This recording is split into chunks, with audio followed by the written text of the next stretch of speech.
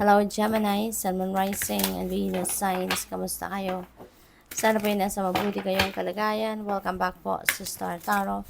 At kung bago kayo rito, welcome din po kayo. Please subscribe, like, share my videos, and leave me a comment po kung naka-resonate kayo. Thank you. So, we have community.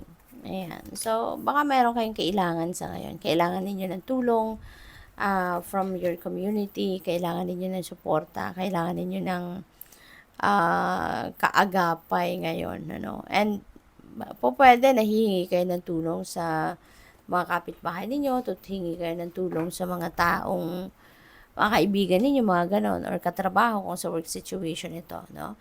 Ang maganda lang din dito kasi you are going to be supported, no, by them. Pagbibigyan ka nila kung anong kailangan mo, may mga tao talagang tutulong sa iyo, yung ganon.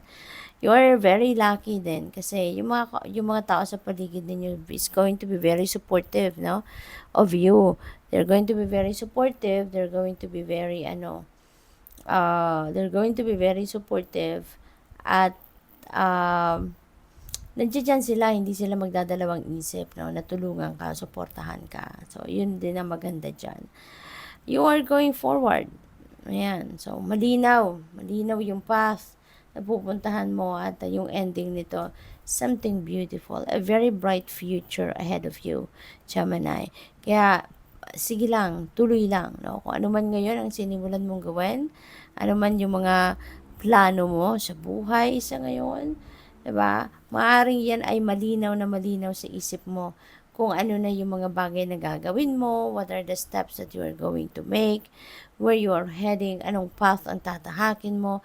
So, you know pretty much, no? Nararamdaman mo 'yan na kampante ka, no, na papunta ka sa pagtatagumpay. Kampante ka na papunta ka sa sitwasyon, no, na maaring yan ang minimithi mo na mangyari, 'di ba? Kaya just keep going forward. Okay? Continue to work hard, continue to work on kung ano man ito at tuloy-tuloy ka lang. All right? Tuloy-tuloy ka lang. So, we have action. All you need to do is to take action. Kasi kahit malinaw na sa isip mo where you're heading, kahit alam mo na kung saan ka papunta, kung hindi ka mag-take action, kung hindi ka gagalaw, or kung hindi ka mag-e-effort, 'di ba? Sayang lang, 'di ba? Hindi mo mararating, 'di ba? Kung ano man yung ini-envision ninyo na future, kumbaga, if you're not going to take action. Kaya magandang ideya, partneran mo 'yan ng paggalaw, pag-action, then for sure makakarating ka doon. So sa dapat mong mapuntahan, okay? So, what else? We have number 30, Horseman, Herald of Change. Ayan. So, magsisimula ka, no, ng pagbabago. Meron kang gustong baguhin sa buhay mo. Meron kang gustong simulang bagong kaganapan sa buhay mo. Something like that. So, just go for it. Okay? Go for it. Kung ano man, ito na naiisip mo na for sure improvement sa buhay mo, then yun, kailangan mong anuhin yan, simulan talaga. You really need to take action if you want some change. Diba? Kasi wala namang hindi gagawa, no? Kung kunyari, meron kang gustong baguhin sa buhay mo, hindi mo maaasahan na talagang babagsak na lang yan sa lap mo, no? At magbabago ng lahat. Hindi. You are the one that is going to take action. Kayo yung gagawa. Kayo yung dapat na merong gawin, 'di ba? Kasi buhay mo 'yan eh, no? Tsaka gusto mong gawan ng pagbabago, so ikaw yung nakakaalam kung ano ang kailangan mong gawin para mabago ang inyong sitwasyon. You have right use of power. Ayan. So, baka you are a very powerful person. You're very influential. You have authority.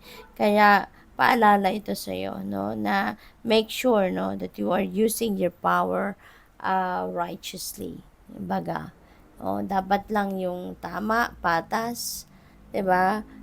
Yung kung ano yung necessary, no? Kumbaga. So, what else? We have stranger, curiosity. Ayan. So, siguro meron kayong meron kayong gustong diskubrihin, meron kayong gustong makita, meron kayong gustong mangyari, yung gano'n, ano. And you are curious about kung papaano mo ito may sasakatuparan, or you're curious about kung papaano mo to gagawin, something like that, no? So, you're curious about it. So, maaaring gumagawa ka ng tawag dito, maaaring gumagawa ka ngayon ng research, maybe pinag-aaralan mo to, or baka unti-unti, no, sinimulan mo na. Maaaring sinisimulan mo na yung bagay na to. At you learn as you go, diba? May mga ganon na kahit mag-aral tayo ng mag-aral, pero when you start taking action, iba pa rin yung nangyayari, diba? Pero at least may background ka din, yung ganon. So, tingnan natin kung ano pa mga mensahe para sa iyo. We have Queen of Cups. Ayan. So, you're going to embody the energy of Queen of Cups sa ngayon, which is very, very friendly, very calm, very sensitive, very intuitive, very empathic, very kind, yung gano'n, no? Pwede na ang iba sa inyo rito is going to reach out to someone, no, na pwedeng hihingaan mo ng advice. Maybe you're going to reach out to someone na pwedeng isang nanay, or pwedeng kaibigan mo na very motherly sa'yo. Yung ganun ba? At kailangan mo siguro sa ngayon ng karamay. Kailangan mo ng kausap. Kailangan mo ng merong mag-a-advise sa'yo, no? So, by the way, before I go on, I would like to say hi muna and shout out po sa ating beloved channel member na si Alexander Toralba 3777. Maraming salamat po for your support sa channel. Maraming salamat sa patuloy mong pagpapadala po ng donasyon, no? Walang sawang pagtulong sa aking channel. Maraming salamat po. So, we have Page of Swords. Ayan. So, may mga bagong ideas na paparating. No? You will come up with new ideas. Maaaring merong pwedeng pwedeng buhay ito ng iyong research, no? Or pwedeng parang nagkakaroon siguro kayo ng mga light bulb moment, no? Yung bigla na lang meron kang magandang ideya na maiisipan, yung ganon. So, there could be a lot of opportunities of gaining more knowledge, gaining more, sa ngayon, inspiration, marami kang input din siguro na maririnig, no, from other people, kaya you will be more inspired as well. So, we have Hangman. Ayan. So, baka kailangan mo din na sometime, bigyan mo din ng sarili mo ng pahinga. Bigyan mo din ng sarili mo ng pagkakataon para yung bang ka muna, yung makapag-time out ka muna sa kung anong pinagkakaabalahan mo, pinagkakabisihan mo.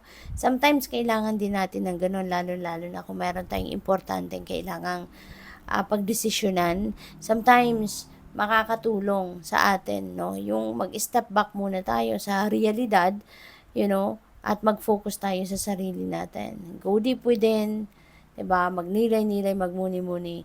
Kasi, sometimes, ibibigay sa iyo ng universe yung kung ano ang mga ideya, or kung ano yung mga bagong perspektibo, kung ano yung mga dapat mong gawin, 'di ba? When you are doing introspection, reflection, 'di ba?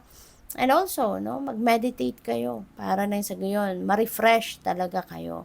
Kumbaga ma-reset yung ninyo, yung sarili ninyo, no? Magkaroon kayo na renewal.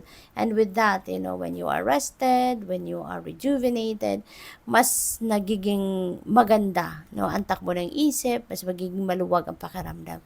So, mas magiging productive ka, mas magiging maganda yung mga ideya na lalabas sa isip ninyo, no?